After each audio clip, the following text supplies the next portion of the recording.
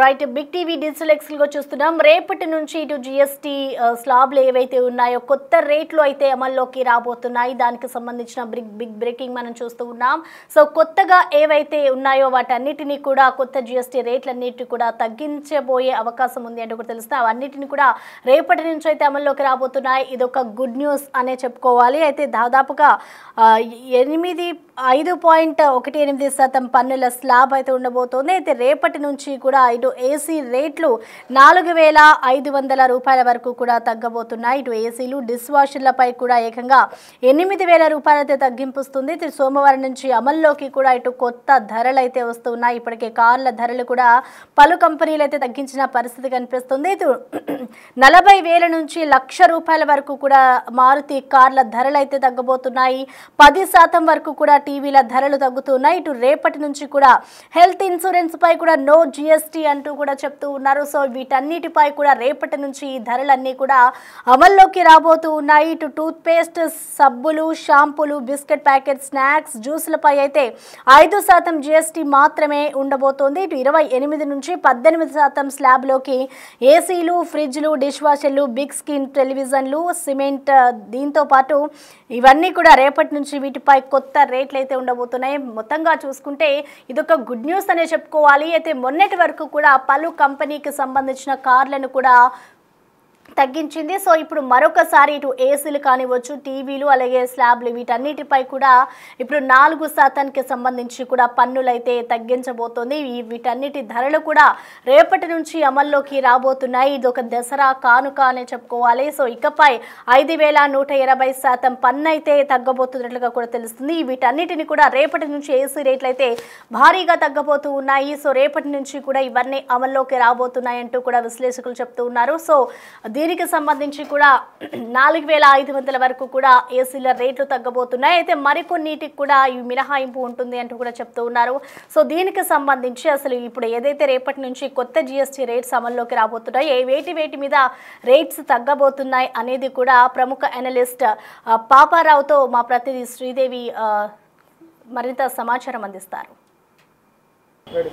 GST అనేది ప్రజలకు ఎంత భారంగా మారిందనేది కూడా మనం చూడడం జరిగింది. అయితే కేంద్రం మాత్రం దీనికి గుడ్ న్యూస్ చెప్పిందని చెప్పొచ్చు. మరి దీనన్నిటికీ సంబంధించి ఇప్పుడు మనతో పాటు మాట్లాడడానికి బిజినెస్ అనలిస్ట్ పాపారావు గారు మనతో పాటు ఉన్నారు. ఆయనతో మాట్లాడదాం. నమస్తే సార్. కేంద్రం మాత్రం ఒక గుడ్ న్యూస్ చెప్పిందనే చెప్పొచ్చు. ఎందుకంటే ఏది కొనాలన్నా ఏది తినాలన్నా సరే ఖచ్చితంగా జిఎస్టీ, సెంట్రల్ జిఎస్టీ అలాగే స్టేట్ జిఎస్టీ అనేది ఉంటుంది. దానికి సంబంధించి కూడా ఇప్పుడు మాత్రం గుడ్ న్యూస్ చెప్పింది. దానికి సంబంధించి మీరు ఏం చెప్తారు? ఇక్కడ బిజినెస్ అనలిస్ట్ అని కాదు, ఎకనామిక్ ఆర్థిక విశ్లేషకుడు. వ్యాపారం గురించి నాకు పెద్ద ఇష్టం కూడా లేదు. నేను ఆర్థిక విశ్లేషకుడు అని చెప్పడమే బెటరు.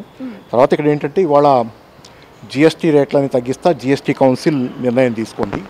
అంటే మొదట దీనిలో ప్రధానమైన నిర్ణయం ఏంటంటే గతంలో 4 స్లాబ్లు ఉన్నాయి. అంటే 4 రకాల ట్యాక్స్లు ఉన్నాయి జిఎస్టీలో.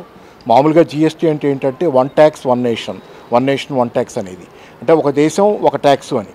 అంటే అది ప్రధానంగా ఒకే నెంబర్ ఉండాలి. ఏదో ఒక నెంబరు ట్యాక్స్ అన్నిటి మీద ఒకే నెంబర్ 7%, 10%, 20% ఏదో ఒక నెంబర్ ఉండాలి. కానీ గతంలో 5 దాకా స్లాబులు ఉన్నాయి. ఇప్పుడు తర్వాత దాన్ని 4కి మార్చారు. 4ని ఇప్పుడు 2కి మార్చారు. గతంలో ఉన్న 4 స్లాబులు ఏంటంటే 5%, 12%, 18%, 28%. 4 స్లాబులుగా మార్చిన తర్వాత ఇప్పుడు 2 స్లాబులు ఏంటంటే 5%, 18% మాత్రమే మిగిలిని 12%, 28% తీసేశారు. కాకపోతే ఇంకో ఎడిషన్ ఏంటంటే 28% స్లాబ్ ఏదైతే గతంలో సిన్ గూడ్స్ అని, లగ్జరీ గూడ్స్ అని ఉన్నాయో, సిన్ గూడ్స్ అంటే సిగరెట్లు, మద్యం, ఇలాగే గుట్కా, ఇట్లాంటి వాటి మీద వేసిన పాన్ మసాలా, వీటి మీద వేసినటువంటి 28% ట్యాక్స్ని ఇప్పుడు దాంతోపాటుగా లగ్జరీ గూడ్స్, విలాస వస్తువుల మీద వేసిన దాన్ని 40%కి 28% తీసేశారు. కాబట్టి దాన్ని 40%గా మార్చారు. దాని గురించి ఎవరికి ఏ అభ్యంతరం లేదు. రెండోది ఏంటంటే ఇప్పుడు మామూలుగా ఓవరాల్గా 12% ట్యాక్సు, అలాగే 28 ఎత్తేసినప్పుడు 12% ట్యాక్స్ తీసేసిన తర్వాత జరిగిన దానిలో ఏంటంటే మేజర్ మార్పులు ప్రధానంగా చాలా సరుకులు 12% కింద ఉన్నాయి. కొన్నిటిని 18% కింద ఉన్న వాటిని కూడా 5%కో 0%కో మార్చారు. రేపు సెప్టెంబర్ 22వ తారీఖు దసరా నవరాత్రి ఉత్సవాల ప్రారంభ దినం నుంచి ఈ ట్యాక్స్ విధానం అమల్లోకి రాబోతుంది. అంటే ఆ రోజు నుంచి ధరలు తగ్గబోతున్నాయి అనేది సూచిక. కాబట్టి ఏంటి కొంచెం సంతోషకరమైన విషయమే. మేజర్గా చాలా నిత్యావసర వస్తువుల మీద ధరలు తగ్గబోతున్నాయి. అందులో ముఖ్యంగా ఏంటంటే మనం షాంపూల దగ్గర నుంచి, బిస్కెట్ల దగ్గర నుంచి ప్రతి దాని మీద మామూలు నిత్యావసరాలు ఏదైతే మనం ఫ్యాక్టరీ తయారీ అంటే పరిశ్రమల్లో తయారయ్యే నిత్యావసర వస్తువులు, ప్యాక్డ్ ఫుడ్ కానీ ఇలాంటివన్నీ చాలా ప్రధానంగా ధరలు తగ్గిపోతున్నాయి. అదొక ముఖ్యమైన విషయం. దాంతోపాటుగా ఏంటంటే కార్ల ధరలు కూడా తగ్గుతాయి. కార్ల ధరలు ముఖ్యంగా చిన్న కార్ల ధరలు భారీ ఎత్తున ఈరోజు తగ్గబోతున్నాయి. 1,00,000 రూపాయల దాకా చిన్న కార్ల ధరలు అయితే, స్కూటర్ల ధరలు అయితే కనుక 10,000 రూపాయల దాకా తగ్గుతాయి అనేది. అలాగే లగ్జరీ కార్ల మీద అయితే 10 లక్షల దాకా కూడా తగ్గుదల ఉండొచ్చు అనేది అంచనా. సో ఓవరాల్ ఏంటంటే కార్ల మీద ధరలు, అలాగే చాలా వాటి మీద ట్రాక్టర్ల మీద, అగ్రికల్చర్ ఇంప్లిమెంట్స్ మీద, ఇట్లాంటి వాటి మీద ధరలు తగ్గుతాయి. దాంతోపాటుగా ఇంకా ప్రధానమైనది మధ్యతరగతికి సంబంధించిన కూడా నుంచి ప్రధానమైన ఇదేంటంటే లైఫ్ ఇన్సూరెన్స్ మీద, హెల్త్ ఇన్సూరెన్స్ మీద ట్యాక్స్ని 18%గా ఉన్నది గతంలో. దాని మీద చాలా తీవ్రమైనటువంటి నిరసన ఉంది. గడ్కరీ గారు కూడా గతంలో ప్రస్తావించున్నారు. హెల్త్ ఇన్సూరెన్స్ మీద ఇంత ట్యాక్స్ ఉండటం అనేది మధ్యతరగతి ఒప్పుకోలేదనేది బీజేపీ నాయకుడు గడ్కరీ గారే స్వయంగా ప్రస్తావించారు. ప్రస్తుతం 18% ట్యాక్స్ని జీరో చేశారు. చాలా పెద్ద ఉపశమనం. లైఫ్ ఇన్సూరెన్స్ చేసుకోవడానికి కానీ, హెల్త్ ఇన్సూరెన్స్ కట్టుకోవడానికి కానీ ప్రీమియం మీద తగ్గుతున్నటువంటి ట్యాక్స్ అనేది చాలా భారీ ఎత్తున జనాలకు వస్తున్న రాయితీ. సో అనేక రాయితీలు ఉన్నాయి దీనిలో. ఈ రాయితీలన్నీ ఖచ్చితంగా ప్రజలకు ఉపయోగపడాయి. అయితే ఇక్కడ మనం గమనించాల్సింది ఏంటంటే ఇక్కడ మనకి సరుకులు రంగంలో రాయితీలు ఉన్నాయి. సరుకులు ఏదో ఉత్పత్తి అయ్యే సరుకులు వాటిల్లో రాయితీలు, వాటికి సంబంధించి ట్యాక్స్ రాయితీలు వచ్చినాయి. కానీ రాయితీలు రానిది ఏంటంటే సేవా రంగంలో రాయితీలు రాలా, సరుకుల రంగంలో వచ్చింది. ఉదాహరణకి సేవా రంగంలో అంటే మనకి హోటళ్ళకి వెళ్ళి భోంచేస్తారనుకోండి, వాటిల్లో ట్యాక్స్ రాయితీలు లేవు. అటు సేవా రంగంలో రాయితీలు లేవు, సరుకుల రంగంలో మాత్రం భారీ ఎత్తున రాయితీలు ఉన్నాయి. ఇది సంతోషించాల్సిన విషయమే ఖచ్చితంగా. అయితే ఇక్కడ ఏంటంటే ప్రధానంగా గమనించాల్సింది మనకి ఇది చేతులు గాలిన తర్వాత ఆకులు పట్టుకున్న వ్యవహారంలాగా ఉంది. చాలా కాలం పాటు భారీ ఎత్తున ప్రజల నుంచి ఒక రకమైనటువంటి విపరీతమైన ట్యాక్సుల రూపంలో భారాలు మోపారు ప్రజల మీద. ఆ భారాన్ని ఇప్పుడు మళ్ళీ తగ్గిస్తా నిర్ణయం. అంటే ఆల్రెడీ ఈ క్రమంలో జరిగింది ఏంటంటే ఇంత భారీ ట్యాక్సులు ఈ క్రమంలో ఓవరాల్గా చాలా ఉపాధి దెబ్బతింది ప్రజలకి. ఎందుకంటే ప్రజల కొనుగోలు శక్తి తగ్గిపోయింది. ట్యాక్సులు ఎక్కువ ఉన్న కాలంలో ప్రజల కొనుగోలు శక్తి తగ్గిపోయింది.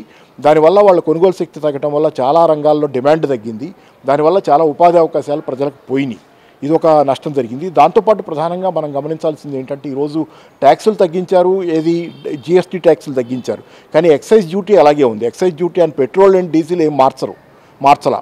పెట్రోల్ అండ్ డీజిల్ మీద ఇప్పటికీ విపరీతమైన ఎక్సైజ్ డ్యూటీ వసూలు చేస్తున్నారు.